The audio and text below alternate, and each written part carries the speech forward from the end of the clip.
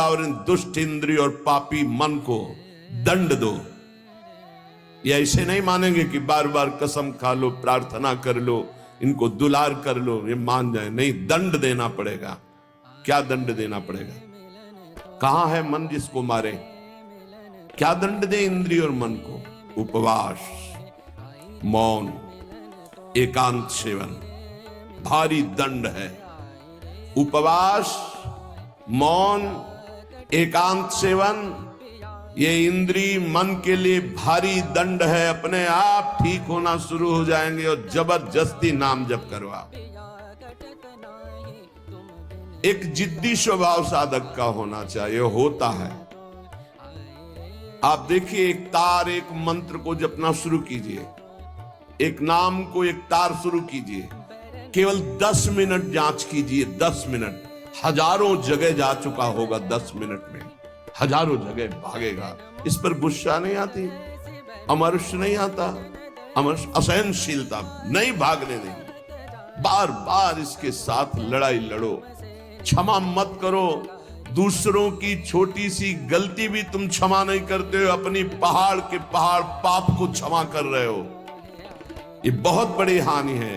अपनी छोटी सी भी गलती क्षमा नहीं होनी चाहिए, और दूसरे के पहाड़ जैसे पाप को भी क्षमा करने की सामर्थ्य रखे, उसे कहते हैं भगवत मार्ग का उपासक। उमा संत कही यही बड़ाई, मंद करत जो करे भलाई।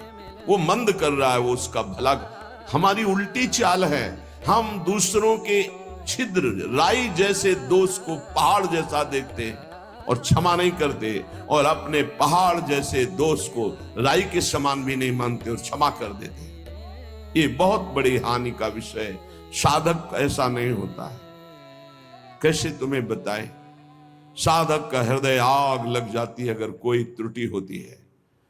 बस अंदर ये होता है कि प्रिया, जो हम इंतजार कर रहे हैं आपकी कृपा कटाक्ष का, जिस दिन आपका कृपा कटाक्ष हुआ उसी दिन रौंद के फेंक देंगे इन दुष्ट भावों को, जो काम है, क्रोध है, लोभ है, मोह है। मैं तो नहीं जीत सकता, पर इंतजार कर रहा हूं मालिक आपके इशारे का।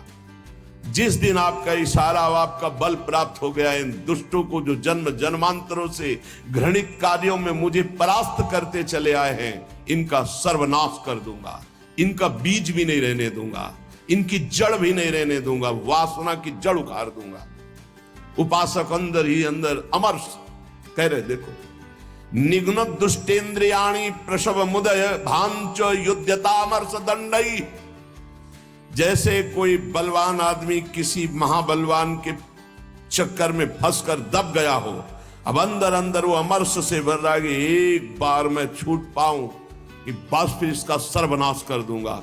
ऐसे ही साधक दांती पीस कर, हाथ मसल कर बस सोचता है, एक बार केवल चांस दे दो प्रभु, एक बार फिर इन काम, क्रोध, लोभ, मोह, मद के जड़ को उखाड़ के फेंकूंगा। अभी तक पता था कि मैं काम विजयी हूं, लेकिन जड़ नहीं काट पाया तो ये नए किनगे छोड़ दिए।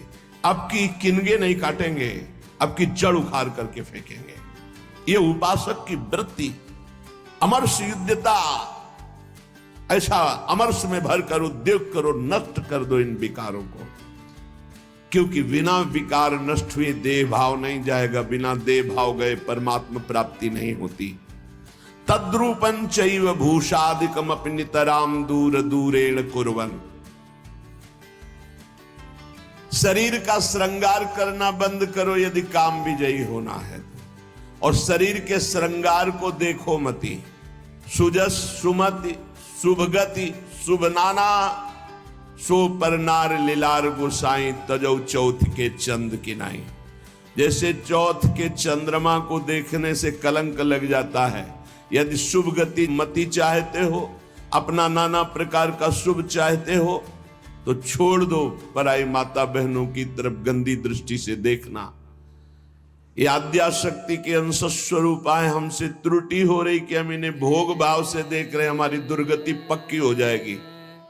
चाहे जितना बड़ा तपस्वी, महाबलवान, महान यशस्वी रहा हो, जब कभी ऐसा दोष किया तो सर्वनाश हो गया। ये जानते हुए भी मन, बुद्धि, इंद्रियां धोखा दे रही, और इन धोखेबाजों को हम पुष्ट करना चाहते हैं, इनके अनुकूल चलाना चाहते हैं, इनके अनुकूल जो ये मांगे वो भोग दे दे। इसके पंख काट दो। काम कामना वासना मनते करियति दूर। निरंतर भजन में डूबे रहो। बहुत भयावह संसार है, तुम्हें नहीं दिखाई दे रहा है, आचार्यों को, गुरुजनों को, संत जनों को दिखाई दिया। जलत ज्वालत, ये जलती हुई ज्वाला है। काम क्रोध लोभ मोह मद मत्सर भस्म कर देते हैं, पूरा जीवन का जीवन नष्ट कर देते हैं, गुलाम बना लेते हैं। धिक्कार है मन बुद्धि को, गुलाम बना लेते हैं, निकलने नहीं देते।